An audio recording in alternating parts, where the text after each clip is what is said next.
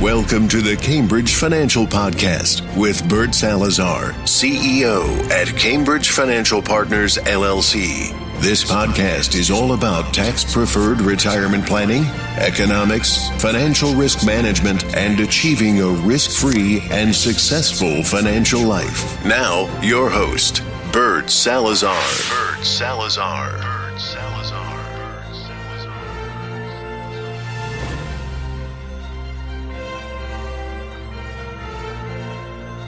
Hey, good day, everyone. Welcome to the Bert Salazar Retirement Podcast. My name is Bert Salazar, and as always, I am the host for this retirement podcast. This is actually episode 166. So we've been doing this for quite some time now, and the title for this episode is End of Year 2021 Tax Planning. I want to wish all of you a wonderful holiday season. We're now in December of 2021. This is the last month for the year, and I know that all of you are very busy with your holiday shopping. Hopefully that's going well, especially with all the challenges that we're having throughout the world in this holiday season. But, you know, by the same token, although all of you are very busy and preparing for the holidays and preparing your travel plans and so forth, this is the last month of the year, and therefore this is the most critical month of the year when it comes to tax planning. Because once December 31st comes and goes, then you can no longer do any tax planning. All you have to do is pay your taxes come April 15th of 2022 for 2021. So every year I try to give you an update as to, the things that all of us all of you should be looking at as you prepare to file your taxes for 2021 sometime next year. But preparation is today. So always remember that there's a big difference between tax preparation and tax planning. So what I'm going to do today, I'm just going to give you some of the basic stuff that I think you need to pay attention to, because at the end of the day, if you're getting ready to get a bonus, or if you have any additional income benefits that you may have coming to you, if there's a way that you could delay that until 2022, that would be better, because then it would not be included in your 2021 income. One of the first things that I want to share with you is, what do the 2021 tax brackets look like? And I'm not going to discuss single individuals, although I do have a number of clients that are single, but I would argue probably over 95% of all my clients are married clients. And when they file their taxes on an annual basis, they do it jointly. So I'm going to be covering the numbers for married couples filing a jointly tax return for 2021.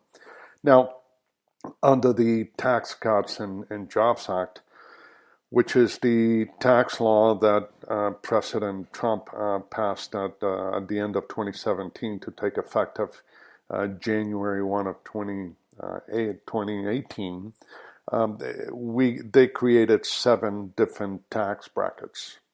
There are actually 8, but I'll tell you what that 8th one is all about. But there are actual 7 tax brackets under the code. And those are the 10%, 12%, 22%, 24%, 32%, 35%, and then last but not least, the 37% tax bracket. What's important to understand is our tax system is a progressive tax system. Therefore, the more income that you generate on an annual basis, the higher your tax liability will be, because you will be entering the new tax bracket on top of the one that you're at this point in time. So, for instance, if you're going to be in the 10% tax bracket, that means that you're making anywhere between $0 and $19,900, and that would cover the tax bracket. So if your adjustable gross income is $19,900, then you will be paying 10% on that. Now, from the $19,901 to $81,050, now you fall into the 12% tax bracket. And then $81,051 to $172,750, you would now jump into the 22% tax bracket. And that's a big jump because you're going from 12% to 22%. And then the tax brackets continue to move up. And then obviously if your income is in excess of $628,301, then now you fall into the largest marginal tax bracket, which is the 37% tax bracket. So one of the things that's important to note is that, if you happen to be, let's say, in the 22% tax bracket because you make somewhere between $81,051 and $172,750, it does not mean that every single dollar that you report for tax purposes will be taxed at 22%. Because the way the law works is that between $0 and $19,900, you're going to pay 10% of income on that portion of your overall income. Now, once you go from $19,901 to $81,050, that means that you're now going into the 12% tax bracket. But what you will do is you will take the $1,990, which you paid at the 10% tax bracket, and then you will add a 12% tax on anything over $1,900 up to $81,050. So let's say that your adjustable gross income is $100,000, and this would be after all your deductions, exemptions, and credits, and so forth. Well, that means that for the first $19,900, you paid $1,990, and then anything between $19,901 and $81,050, you would pay 12%. And because your income is now $100,000, that means that you're falling into the 22% tax bracket. So you already paid $1,990 for the 10%.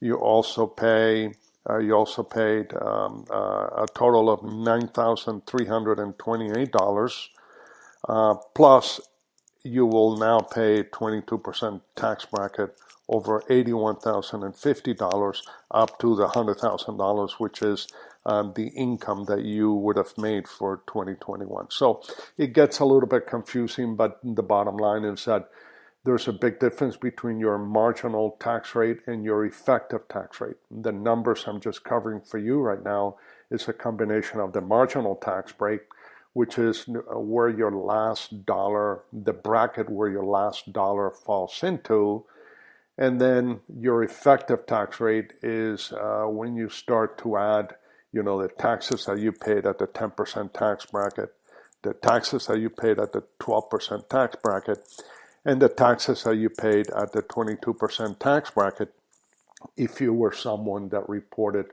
$100,000 of income. So when you add all of those, then you will come up with your effective tax rate, which is always lower than your marginal tax rate.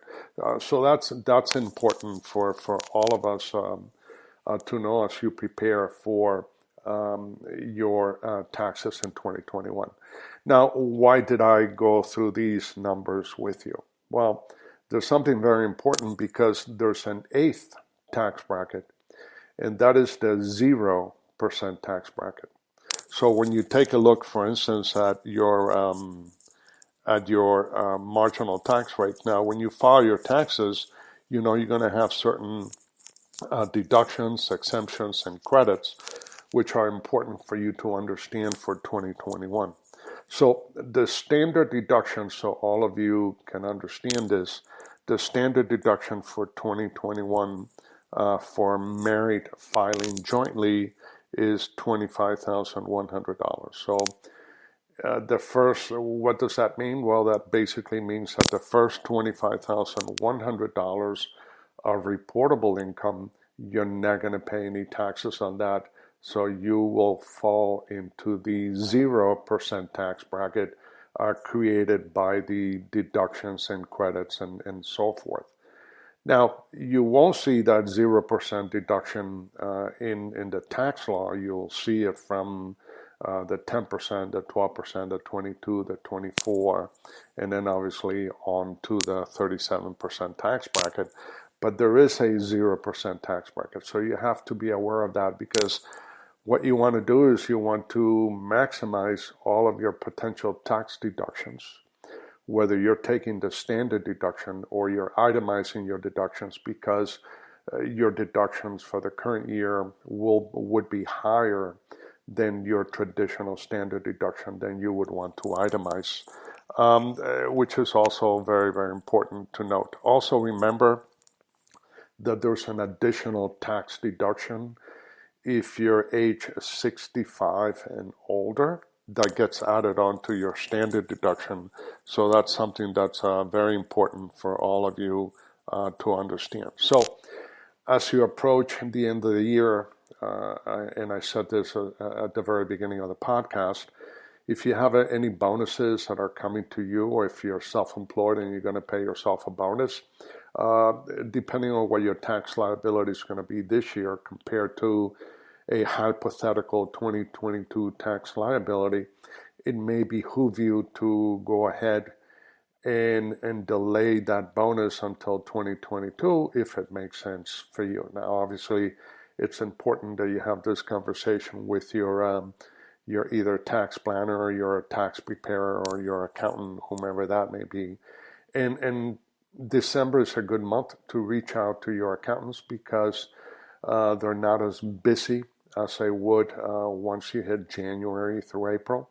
So you can start having these conversations right now before the end of the year. Also, another issue for many of you that are self-employed is that, pay attention if you're making contributions to a qualified retirement plan. If it's a traditional qualified plan, you have to make that contribution by 12/31 in order to get a deduction for 2021.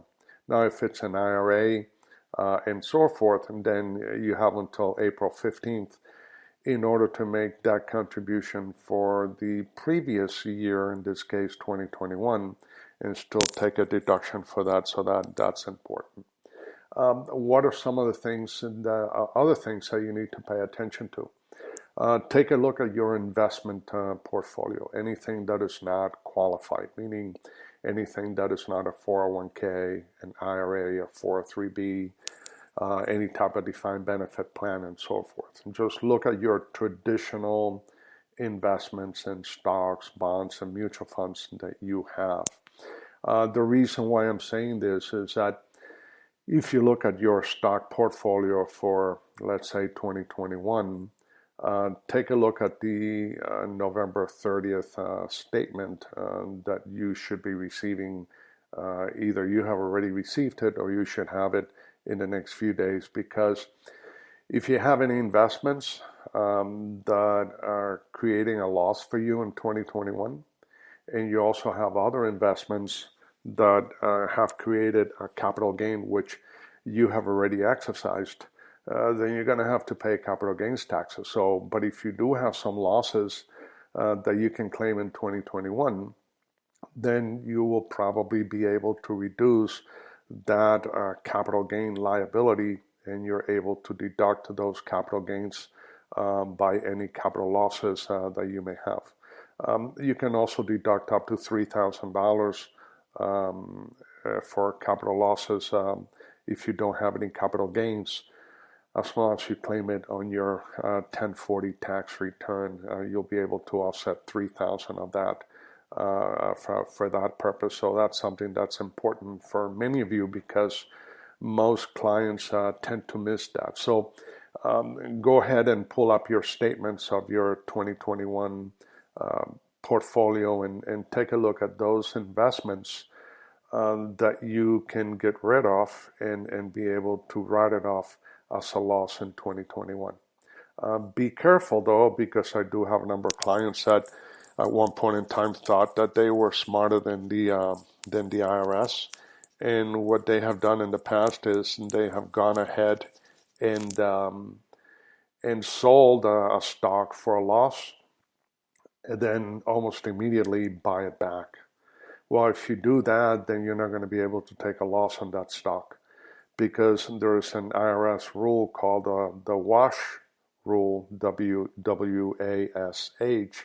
the WASH rule, which basically says that if you sell a stock at a loss, and then within a 30-day period you buy it back, then it's a wash, and you cannot report that as a loss on your tax return. So if you own a stock and the stock has depreciated, but you still like it and you want to take advantage of the tax benefit losses for 2021, you can go ahead and sell it, but you have to wait at least, I would wait at least 31 days before I would buy it back. And then you should be okay. You can take the loss, and then you can own the stock again in 31 days afterwards, or past 31 days. So that's important for you to know, because you don't want to get caught thinking that you're going to get a tax break, and then all of a sudden you don't, because of the fact that you bought the stock back within that period, which was the black period when it comes to buying a stock that you're thinking about reporting for a loss. So once again, make certain that you take a look at your all of your deductions, all of your exemptions, all of your credits. Always remember that your deductions and exemptions will reduce your income. Your credits, on the other hand, will reduce your tax liability. Now, some of the things that sometimes you may be able to claim a deduction and a credit at the same time. So please make certain that you have all of your medical expenses, anything that you can deduct. If you're self-employed and you have a business, take a look at your business expenses. Make sure that you maximize each and every one of them. If you have any travel expenses that are business-related expenses, you're going to be able to deduct that as well, unless you happen to be an employee and you're being reimbursed for that. But be very careful, because at the end of the day, you don't want to pay taxes to a higher level than you should have to begin with, because you didn't do proper tax planning prior to the end of the year. Now, most of the business owners that I deal with, and I know that some of you are, we do tax planning. I do have a tax planning program that I do for them on an annual basis, because if you do proper tax planning and you happen to be a business owner, then you can figure out what your tax liability is going to be over the next tax season, or the one after that, or 2 or 3 tax years down the line, and then you're able to do more planning from a business standpoint. So, but that gets a little bit more complex, and I do have the program to be able to do that for my clients as well. But for the average American that is filing their taxes on an annual basis, just make sure that you have all the stuff that you need to in order to claim your deduction. Now, if your deduction is going to be less than the standard deduction, then obviously you're going to be claiming the standard deduction. You're not going to want to itemize. You only want to itemize if your expenses exceed the standard deduction for 2021, and that would be for you and for your family as well, especially if you're married, filing jointly. So that's important. If you have any questions regarding your 2021 tax deduction, don't hesitate. Just give me a call or shoot me an email. Let me know what your situation is, and I'll be more than happy to give you some feedback along those lines. Start preparing for taxes, because January 1 of 2026, the Tax Cuts and Jobs Act is going to go away. But taxes are going to go up way before that. Obviously it's going through Congress right now. I don't know if it's going to be approved this year, if it's going to go into next year, because there's a lot of going back and forth regarding the different taxes and so forth. But you have to be prepared. And you have to be prepared because at the end of the day, you're the one that can control your own tax liability. Don't allow the government to control that for you, because if they do, then you're obviously a puppet and they are the puppeteer. So you want to take control of the strings of the puppeteer, and then you can move in whichever direction is going to be best for you and for your family. Once again, I want to wish you all a wonderful holiday season. I can't thank you enough for being, with me for all these years while I continue to provide you with not only information, but most important, education, because as you have heard me say 1,000 times, information without education always leads to failure. So for those of you that may want to reach out to me, feel free to call me at area code 786-766-1042. You can also send me an email at Bert, B-E-R-T, at bertsalazar.com, BERTSALAZAR.com. And always remember that my goal and my business goal is to help you and your family maximize your retirement and your business, and also to get you to see things from a different perspective. Because when you start to see things from a different perspective, your perspectives are going to change dramatically from one day to the next. So once again, have a wonderful holiday season, and I'll talk to you next week. Take care. Bye-bye.